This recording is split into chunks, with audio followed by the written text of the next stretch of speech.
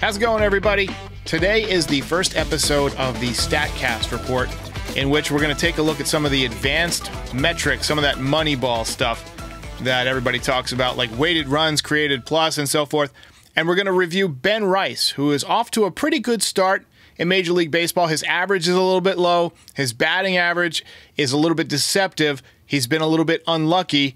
He hasn't gotten on base a ton, but the power is there, the barrel rate is there, and Aiden Béchamp is going to be with us to explain all of it in just a second. We're also going to explain some of those acronyms that you've heard thrown around on telecasts, and you see them on social media and things like that. So this is the first episode of the Statcast report, and I hope you enjoy.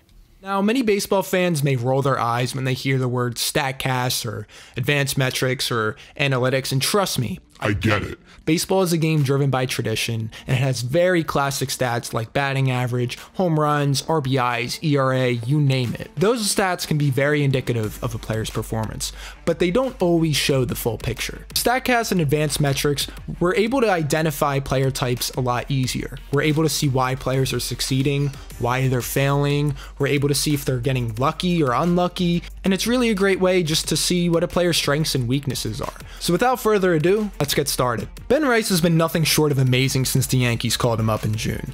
When they did call him up, there were a lot of questions about his first base defense, and that's because when he was in the minor leagues, he did spend a lot of time as a catcher and only started to learn first base over the past couple seasons. But since he got called up to the Yankees, he's been pretty solid defensively. At the position, Ben Rice has 1 out above average. That's a Statcast metric that tracks how many outs a player has saved with defensive tracking data.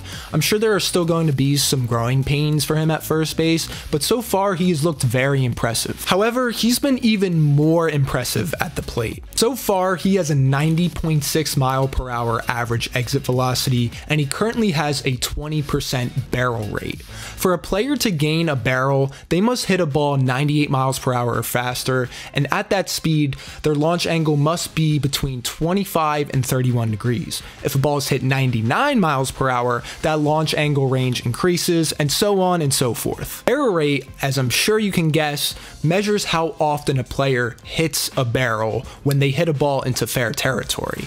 I fully expect Rice's 20% barrel rate to lower by at least a few percentage points, but to run a 20% barrel rate over about 100 plate appearances is still remarkable. Among qualified hitters this season, there are only 2 hitters who have a barrel rate above 20%. And that's Aaron Judge and Shohei Ohtani. Those guys are good. Currently, there are only 7 players in baseball with a barrel rate above 17%. So already, Ben Rice is in some elite company as a hitter. His batting average and his on-base percentage aren't really too special so far, but his slugging percentage, really good. But what if I told you Ben Rice is actually getting very unlucky at the plate? With the magic of Statcast, we have something called expected stats. Expected stats are stats that measure the probability of a batted ball becoming a hit based on its exit velocity, launch angle, and that specific player's sprint speed. If Aaron Judge hits a ball 89.4 miles per hour with a launch angle of 15 degrees, Statcast is going to calculate the batting average, slugging percentage, on-base percentage, and weighted on-base average of batted balls hit at that specific speed and launch angle.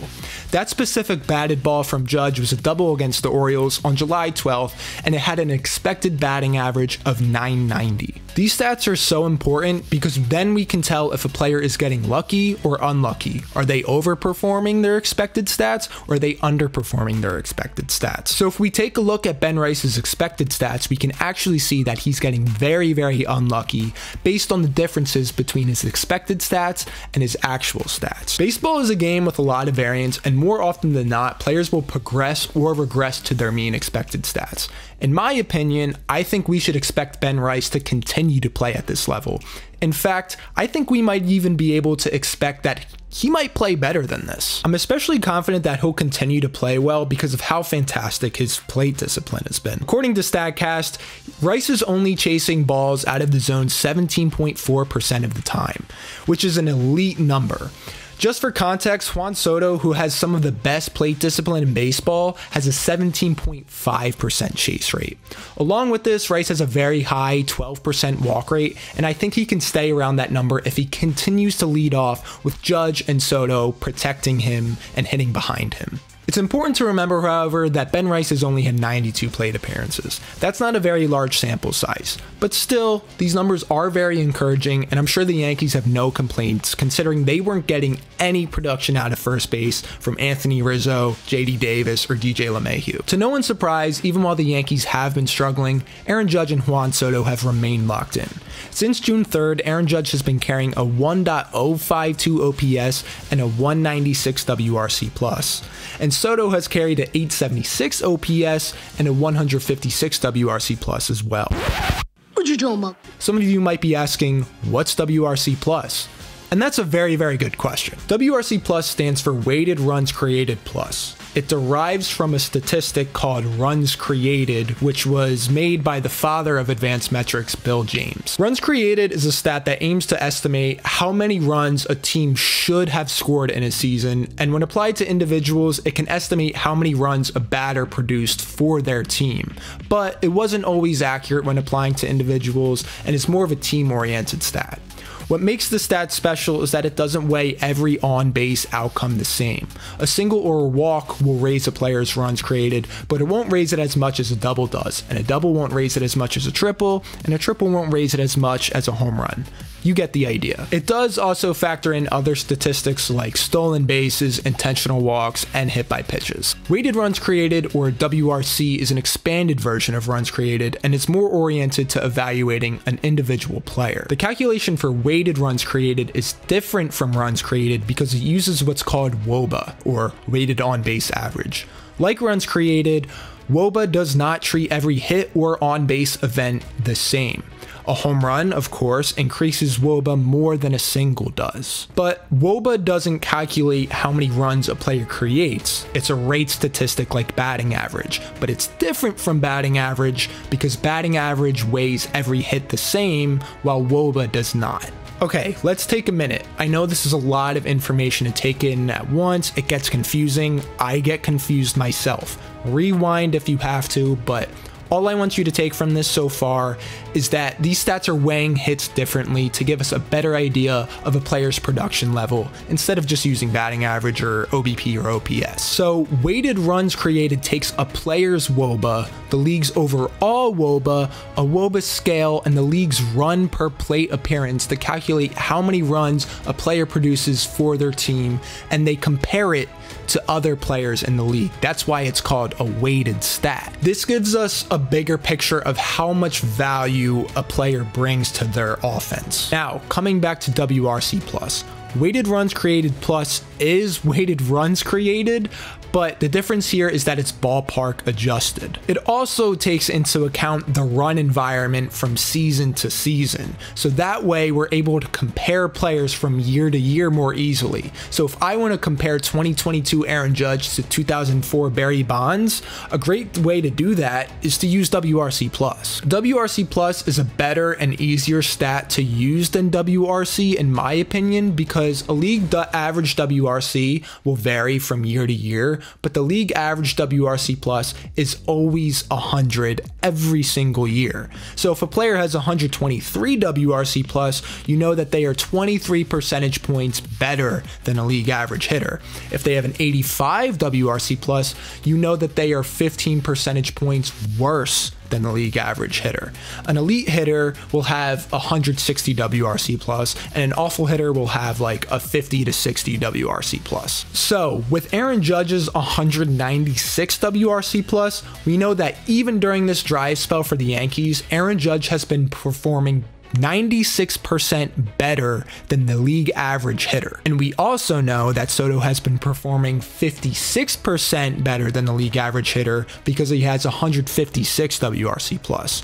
It's starting to make some sense. On the season, Judge has a 207 wRC+, which is pretty bonkers, and Soto has 179 wRC+, which is again, bonkers. They're both in the top 3 in the league in wRC+. Judge is atop at first, and Soto is in third, right behind Shohei Ohtani. Judge, with his current 207 wRC+, is on pace to match the productivity of his insane 2022 season. He's even almost on pace to break his American League home run record. What we are seeing from Judge over the past couple seasons is something we've almost never seen before in baseball. I mean, this is an unprecedented level of dominance. The last time we saw performances like this was in the late 90s and early 2000s when Barry Bonds and Mark McGwire were on steroids.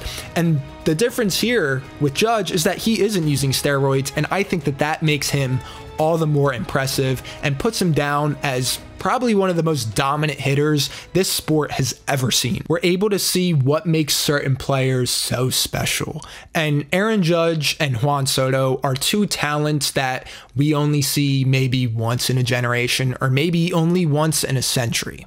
Now, let's get down and dirty. What's going wrong with this team? We know that not much has been going right for the Yankees over the past month. The supporting cast around Judge and Soto that was so productive in the first 2 months has taken a sharp turn into a drought the past month. Something I like to do when an offense is performing poorly is I like to look at their ground ball rate, their line drive rate, and their fly ball rate. I am the biggest ground ball hater in the world. I hate them. Lift the baseball. Other than poor pitching performances, to me, it's felt like that's been the problem with this team. A lot of weak ground balls. It's not often I like to make excuses for the Yankees, but I think this dry spell for them has been a mix of bad luck and also just not hitting the ball hard often enough. This can be supported by their expected stats, like expected batting average, expected slug, and expected weighted on base average. Before June 13th, the Yankees couldn't be stopped, and they were actually slightly underperforming their expected stats.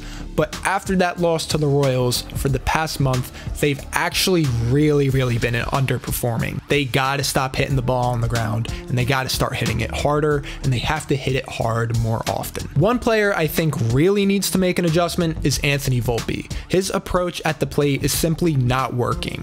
He went with a very drive the ball approach last year, and it didn't work too well for him, and that's why he came into this season with a different swing and a more contact-oriented approach.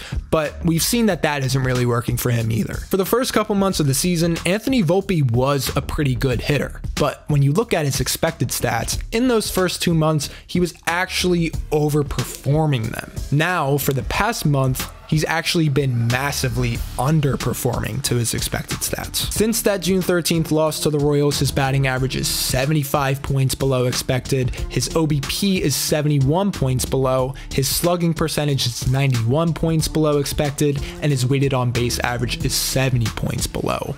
The guy has been running into some pretty bad luck, but I have to be honest, while Volpe is one of the league's best defensive shortstops, I am still very concerned about him as a hitter. I love Volpe. I do. He's a New Jersey guy like me, but he is having a very hard time finding his identity as a hitter for these past 2 seasons. For Volpe, exit velocity hasn't really been a part of his game. He can hit the ball pretty hard at like 108 miles per hour. The problem is that he just doesn't hit it hard often enough. He's in the 21st percentile among qualified hitters in average exit velocity. But this isn't the end of the world. Not every successful hitter needs to be an exit velocity king. In fact, great hitters like Jose Altuve and Steven Kwan are actually running lower average exit velocities than Volpe this year. Volpe's issue, however, in my opinion, is his launch angle. This year, he simply isn't hitting the ball in the air. His 51.3 ground ball percentage is the 8th highest in baseball, and his 6.5 degree launch angle is very low. That's why he's hitting so many ground balls. Altuve and Kwan, who profile similar to Volpe in their average exit velocity, actually have higher launch angles. Altuve's average launch angle is 15.5 degrees, and Kwan's average launch angle is 13.3 degrees. To no surprise, both of those guys have much lower ground ball rates. But ground balls aren't his only issue. He does have a lack of plate discipline, and he does struggle against breaking and off-speed pitches. His 29.9% chase rate is in the 37th percentile, and he makes contact with about 60% of balls that he swings at outside of the zone. Obviously, you don't want to swing at balls. It's a lot harder to hit balls that aren't in the zone. If he can just be more selective, he would then draw more walks and he could get more pitches to drive. His high ground ball rate and his low average exit velocity is a product of this contact-oriented approach that he's brought into the season. It's a stark difference from his drive the ball in the air approach last year. He was also pulling the ball a lot more last year, and it didn't really work for him. So I think if maybe it's easier said than done, if he could maybe find a middle ground between those two approaches, I think he would be a much better hitter. But Volpe isn't the only one with the ground ball plague on this team. It's been a huge issue for DJ LeMahieu and Alex Verdugo. These aren't the Bronx Bombers, they're the Bronx Choppers. Oh, brother, this guy stinks! It's so bad. Tomato. I mean, these two guys just cannot find it at the plate, and that's because LeMahieu has a whopping 57.7 ground ball percentage with an 87.5 mile per hour average exit velocity, and Verdugo's ground ball rate isn't much better at 49.2% with an average exit velocity of 88.4 miles per hour. For Verdugo, I have hope that he can turn it around and continue to be a productive hitter in the Yankees lineup, but for DJ LeMahieu, I have absolutely zero hope. I hate to say it, but I think DJ LeMahieu's days as a major league hitter are numbered, and it pains me to say that, especially when you consider after this season, he has 2 more years on his contract, and he's going to be owed $30 million in that span. It doesn't take a genius to see that DJ LeMahieu isn't the hitter that he used to be. At his peak in 2019, his average exit velocity was in the 91, 92 mile per hour range, and his exit velocity now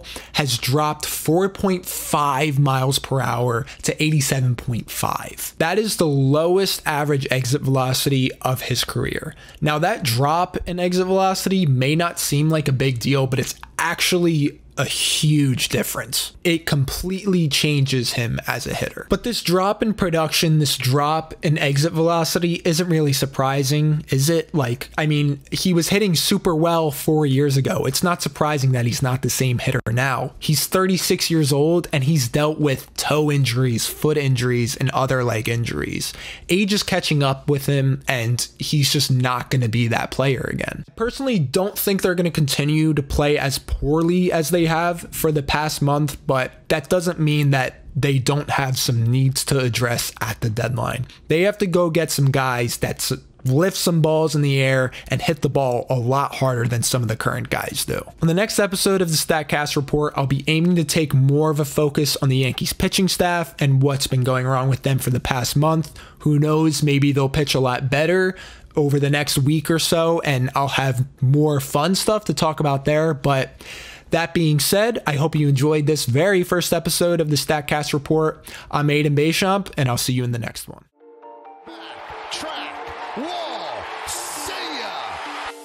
Hey, thanks for watching the podcast. I'm sure I mentioned this during the show, but just in case I didn't, be sure to like and subscribe. It's very important. It helps other fans find the channel, helps grow the Yankees fan community on YouTube. So go ahead and hit those buttons real quick for me if you get a chance, and we'll see you next time.